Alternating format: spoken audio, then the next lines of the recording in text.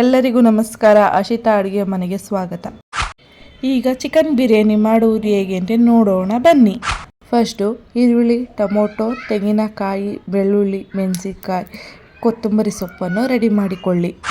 ಆನಂತರ ಚಕ್ಕೆ, ಲವಂಗ, ಶುಂಠಿ, ಏಲಕ್ಕಿ, ಪಲಾವ್ ಎಲೆ ಅದನ್ನು ರೆಡಿ ಮಾಡಿಕೊಂಡು ಮಿಕ್ಸಿ ಜಾರಿಗೆ ಹಾಕಿಕೊಂಡು ರುಬ್ಬಿಕೊಳ್ಳಬೇಕು.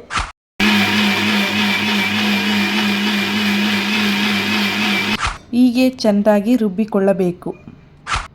ನಂತರ ಒಲೆ ಮೇಲೆ ಕುಕ್ಕರನ್ನು ಇಟ್ಟು ಸ್ವಲ್ಪ ಎಣ್ಣೆ ಹಾಕಿ ಬಿಸಿ ಮಾಡಿಕೊಳ್ಳಿ. ಆಮೇಲೆ ಬಿಸಿಯಾಗಿರುವ ಎಣ್ಣೆಗೆ ಮಸಾಲೆ ಐಟಮ್ಗಳನ್ನು ಹಾಕಿಕೊಳ್ಳಿ. ಸ್ವಲ್ಪ ಫ್ರೈ ಮಾಡಿಕೊಂಡು ನಂತರ ಈರುಳ್ಳಿ ಹಾಕಿಕೊಂಡು ಚೆಂದಾಗಿ ಫ್ರೈ ಮಾಡಿಕೊಳ್ಳಿ.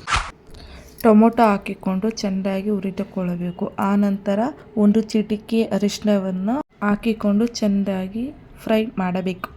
ಆಮೇಲೆ ತೊಳೆದಿರುವ ಚಿಕನನ್ನು ಕುಕ್ಕರಿಗೆ ಹಾಕಿ ಚೆನ್ನಾಗಿ ಕಲಸಿಕೊಳ್ಳಿ. ಆನಂತರ ರುಚಿಗೆ ತಕ್ಕಷ್ಟು ಉಪ್ಪು ಹಾಕಿ ಚೆನ್ನಾಗಿ ಕಲಸಿಕೊಳ್ಳಿ. ಆನಂತರ ರುಬ್ಬಿಕೊಂಡಿರುವ ಮಸಾಲವನ್ನು ಚಿಕನ್ನಿಗೆ ಸೇರಿಸಿಕೊಳ್ಳಿ. ಚೆನ್ನಾಗಿ ಕಲಸಿ. ಇದರ ಜೊತೆಗೆ ಲೈಕ್, ಶೇರ್, ಕಮೆಂಟ್ ಮಾಡಲು ಮರೆಯಬೇಡಿ. ಚೆನ್ನಾಗಿ ಕಲಸಿದ ನಂತರ ಚಿಕನ್ ಬಿರಿಯಾನಿ ಮಸಾಲ ಹಾಕೋದನ್ನು ಮರೆಯಬೇಡಿ. ಚೆನ್ನಾಗಿ ಕಲಸಿಕೊಳ್ಳಿ.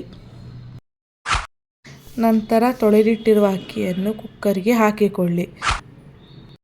ಈ ವಿಡಿಯೋ ನಿಮಗೆ ಇಷ್ಟವಾಗಿದ್ದರೆ ಕಮೆಂಟ್ ಮಾಡಿ. ಅಕ್ಕಿಯನ್ನು ಹಾಕಿದ ನಂತರ ಮುಕ್ಕಾಲು ಭಾಗವಷ್ಟು ಬೇಯಿಸಿಕೊಳ್ಳಬೇಕು.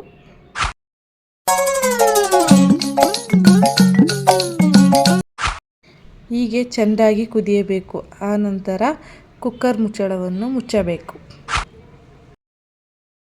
2 ವಿಷಲ್ ಆದ ಮೇಲೆ ಕುಕ್ಕರ್ ಮುಚ್ಚಳವನ್ನು ತೆಗೆಯಬೇಕು.